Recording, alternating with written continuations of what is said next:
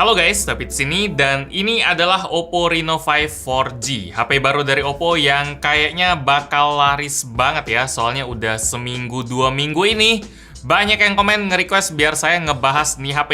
Bang, review Oppo Reno 5 dong. Bang, kapan nih bahas Oppo Reno 5? Temen saya pun ada yang nanya ke saya soal mendingan ambil Oppo Reno 4 atau ambil Reno 5 aja. Padahal Reno 5 ini belum di launching loh. Tapi udah banyak banget orang yang tahu duluan. Oppo memang pinter sih buat bikin hype. Dan untungnya hype yang udah dibangun sama sekali nggak ngecewain. Karena nih HP lumayan bikin orang lirik. Kayak bagian desainnya bakal bikin Anda yang baru masuk ke toko HP mungkin salvo ke Reno 5 ini. Soalnya desain dari nih HP kelihatan lumayan beda dari HP lain. Buat varian Fantasy Silver yang kita bahas kali ini, dia punya warna yang bakal kelihatan beda tergantung dari sudut mana kita ngelihatnya. Di sudut tertentu dia bakal kelihatan agak kebiruan, tapi di sudut yang lain dia bakal kelihatan lumayan orange. Bahan polikarbonat yang dipakai di HP ini juga punya tekstur yang baru kali ini saya rasain di sebuah HP. Kayak agak kasar-kasar gimana gitu, tapi kasarnya itu kerasa tipis-tipis aja. Mungkin kalau dibaratin serasa kayak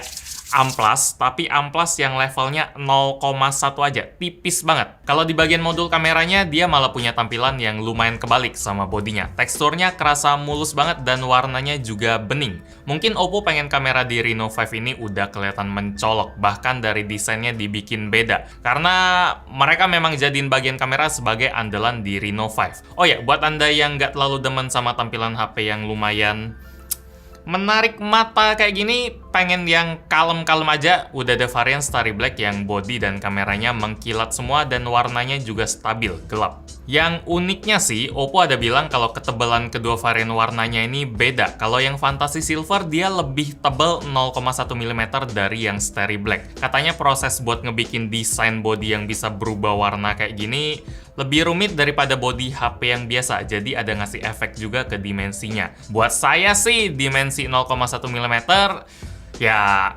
nggak berasa sih, udah milimeter 0,1 lagi. Kayak nggak ada pengaruhnya. Bobotnya juga sama-sama bisa dijaga di 171 gram. Jadi soal beda ketebalan ini sekedar tahu aja lah. Kalau ternyata warna body juga bisa ngasih pengaruh ke dimensi HP-nya. Kalau soal warna layar sih jelas nggak dipengaruhin body ya, nggak dipengaruhin bahannya pakai apa, tapi dipengaruhin oleh panel apa yang dipakai. Buat Oppo Reno 5 dia pakai layar AMOLED yang luasnya 6,4 inci dengan resolusi 2400 x 1080 pixel alias Full HD+.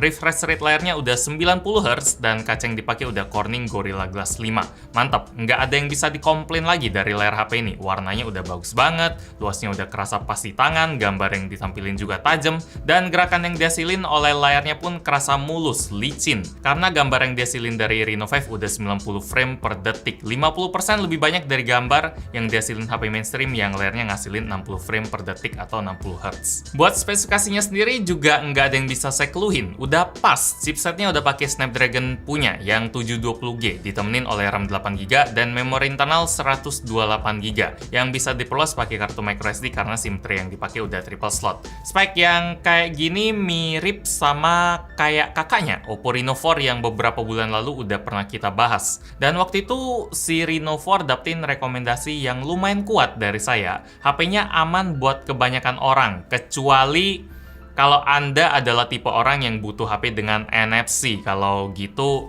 Oppo Reno 4 nggak cocok. Nah, kalau Oppo Reno 5 ini nih, mungkin Oppo akhirnya nyadar ya, kalau nggak sedikit loh orang yang butuh NFC di HP-nya, dan kalau nggak ada, bakal banyak calon konsumen yang hilang juga. Makanya kelemahan itu dibenerin di HP ini. Di Oppo Reno 5 akhirnya udah ada NFC. Mantep. Jadi buat Anda yang selama ini sering ke gap di tempat parkir atau di pintu tol karena saldo e-money-nya habis, bisa langsung keluarin HP buat isi saldonya di tempat. Pakai teknologi yang namanya NFC.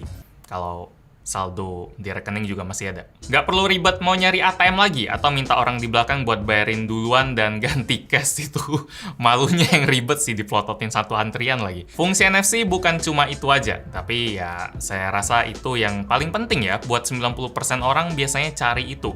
HP itu harus bikin hidup lebih mudah lah, bukan ribet. Kayak buat main game juga, Oppo Reno 5 ini lumayan mudahin hidup lah berkat performanya yang mulus. Pas main Mobile Legends dia bisa dimainin di settingan high frame rate, mulus, dan stabil selama saya mainin. Terus kalau dipakai buat main PUBG M juga lancar. Settingan yang bisa didapetin antara Smooth Ultra atau HD High. Kalau misalnya kita pakai buat main Genshin Impact, baru nih HP agak keteteran karena memang gamenya itu berat banget. Di settingan low aja palingan cuma dapat 30-an FPS. Performa kayak gini lumayan familiar buat Anda yang udah nonton review Oppo Reno 4 atau malah udah pakai karena spek yang dibawa memang sama-sama aja.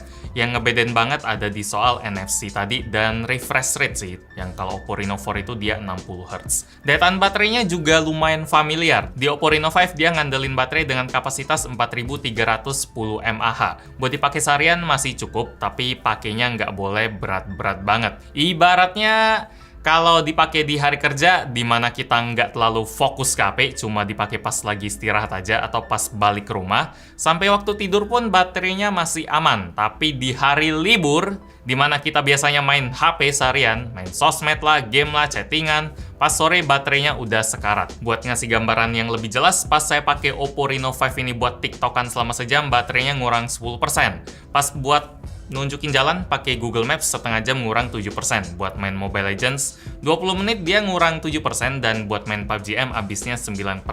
Selama saya pakai HP ini settingan layar yang dipakai juga yang maksimal punya 90Hz. Jadi lumayan buat ngasih ujian lah ke baterainya.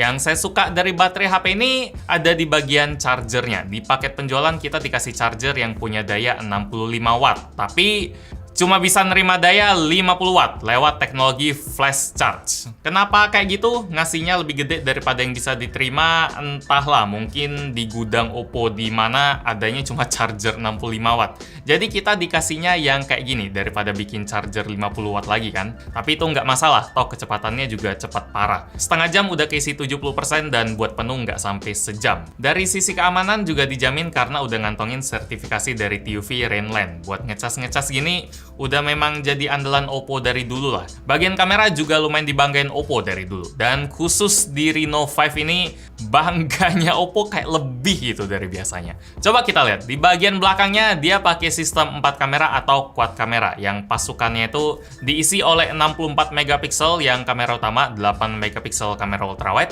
2 megapiksel kamera makro, dan 2 megapiksel kamera mono. Buat kamera depannya punya resolusi 44 megapiksel. Kualitasnya sendiri gimana? Buat saya sih lumayan sesuai ya sama harga 5 juta yang dipatok HP ini. Warnanya enak dilihat dan detailnya pun dapat, tapi nggak ada yang benar-benar spesial dari hasil fotonya. Apalagi buat situasi low light-nya, detail bakal jauh berkurang. Makanya saya benar-benar saranin Anda buat sebisa mungkin pakein Ultra Night Mode atau Night Flare Portrait kalau lagi foto gelap kayak gini. Biar hasilnya jadi jauh-jauh lebih bagus daripada pakai mode auto. Kalau pakai Night Mode jadi bagus banget lah.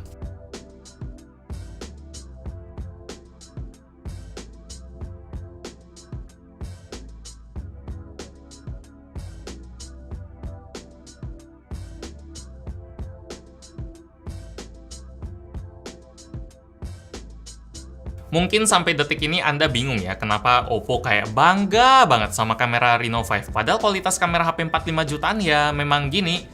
Karena kita baru ngeliat hasil fotonya aja. Pas Oppo ngebanggain kamera Reno 5, sebenarnya bagian yang dibanggain itu bukan hasil fotonya, tapi fitur yang dia bawa. Apa aja yang bisa dilakuin oleh kamera HP ini? Contohnya, kayak fitur dual view video yang bikin kita bisa ngerekam pakai kamera belakang dan sekaligus kamera depannya. Pas saya lihat fitur ini sih langsung kepikiran buat bikin video reaction atau yang kayak ada di TikTok itu, bikin video duet. Tapi kita duetin diri kita sama diri kita sendiri juga tanpa perlu banyak ngedit. Ada juga fitur AI Mix Portrait yang bisa ngegabungin dua video jadi satu, atau istilah yang lebih cocok itu double exposure, kayak dicampur gitu. Kata Oppo sih biar lebih artistik lagi video kita, tapi saya tetap nggak nemu ide soal fitur ini bisa dipakai buat apaan. Mungkin Anda bisa lebih kreatif, bisa komen di bawah aja. Ada juga fitur yang lebih simpel kayak AI Highlight Video. Ini fungsinya nggak perlu banyak dijelasin. Intinya bikin video yang malam, yang gelap, jadi kelihatan lebih cerah. Kalau pas rekaman biasa, Oppo pun ada ngasih fitur Live HDR yang otomatis aktif,